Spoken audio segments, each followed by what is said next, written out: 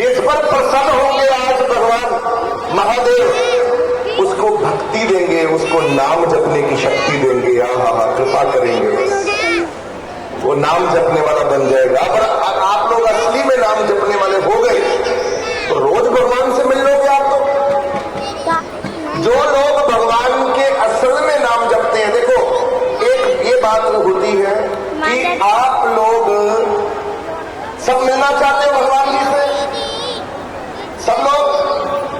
अच्छा, सब लोग हाथ खड़े करके बोलते हैं हम मिलना चाहते हैं, पर मिलना चाहते हैं। हाँ, अब मैं आपसे पूछता हूं, असली में कौन मिलना चाहता है? अच्छा, इतने हाथ फिर से खड़े हो गए। अरे तो ये असली वाले हैं कि नकली वाले हैं? क्योंकि नाम जपने वाले तो शुरू में होते हैं और नकली वाले होते हैं। तो वो शुरू में हम लोगों को बोलते हैं कि भाई तुम ऐसा है, तुम नाम जपने के लिए बैठे हो, चाहे नकली नकली बैठ जाया करो, असली भगवान जी खुद ही बिठा देंगे। इस पर भी एक कथा आती है नकली बैठने की, सुनाओ। एक राजा था, ये सच्ची घटना है। बाद में संतों महापुरुषों ने प्रसंग कथा के रूप में, सत्संग के रूप में लोगों को सुनानी शुरू कर दी। बड़ी पुरानी बात है। एक राजा ने अपनी बेटी के लिए सरोवर बनाया। उस सरोवर में बहुत तरह तरह की मछलियां थी, केवल अपनी बच्ची के लिए, राजकुमारी के लिए, कि बेटी तुम यहां आकर मछलियों के साथ उसको देखो, खेलो। उस सरोवर बनाया। अब एक ऐसा समय आया जब अकाल पड़ गया उस क्षेत्र में, मछुआरों को मछलियां पकड़ने के लिए मछलियां मिल नहीं रही थी।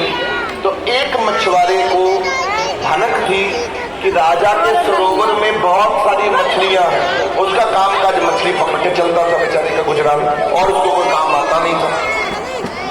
उसने अपनी पत्नी से कहा कि अगर मेरे को आज फिर मछली ना मिली तो मैं कल राजा के यहाँ पर चोरी करूंगा, सरोवर में वहां से मछली पकड़ूंगा और बेचकर मैं फिर पैसे लाऊंगा। अब उसको नहीं मिली मछली। अब वो राजा के सरोवर में पहुंचा। अब राजा ने ये आदेश जारी किया हुआ था कि जो भी मेरे सरोवर में किसी ने भी राजकुमारी के अलावा कोई आया या किसी ने मछलियां पकड़ने की प्रयास किया या किसी ने सरोवर गंदा करने की कोशिश करी, उसको मृत्यु दंड मिलेगा। ये वहां पहुंच गया। जाकर इसने जाल बिछाया। शाम का समय था, रात का। इसने जाकर जाल फेंका ऐसे। अभी जाल फेंका ही था कि पीछे से घोड़ों की टप टप टप टप करके इसको आवाजें सुनाई देने लगी। तो कोई महल से घोड़े सरोवर की तरफ आ रहे हैं। और कुदरत का ऐसा काम हुआ कि उसी समय राजकुमारी और महाराज टहलने के लिए, खाना खाने के बाद टहलने के लिए, सरोवर का नजारा लेने के लिए सरोवर के पास आ रहे थे घोड़ों के। ये इसको लगा कोई ना कोई आ रहा। अब इसको समझ नहीं आई इसको डर लग गया कि महाराज ने पकड़ना है और मृत्यु दंड मिलेगा। अब क्या करें? अब उन्होंने, उस मछुआरे ने सोच में पड़ा। एकदम ध्यान आया, अगर मैं ये सरोवर की मिट्टी, गीली मिट्टी अपने तन पे लगा लूं पूरे, तो भस्म की तरह ये लगेगी। तो एक साधु बन जाऊंगा, चौकड़ी मार के सरोवर के पास बैठ जाऊंगा, मृत्यु दंड से बच जाऊंगा। वही किया उसने सरोवर की मिट्टी निकाली, फटाफट अंदर से गार निकाली ऐसे, और फटाफट अपने तन पर कपड़े कपड़े उतार लिए और वो सरोवर में फेंक दिए। और अपने तन पर फटाफट से गार मिट्टी की पूरी मुंह पे, बालों पे, पूरे बदन पे ऐसे लगा के ऐसे बैठ गया। अब बैठ गया और मंत्र जपने लगा।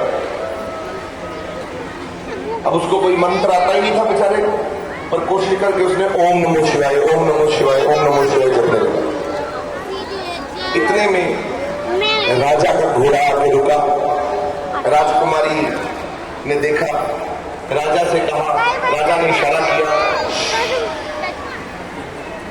सारे चुप रहो, कोई महात्मा जी बैठे हैं।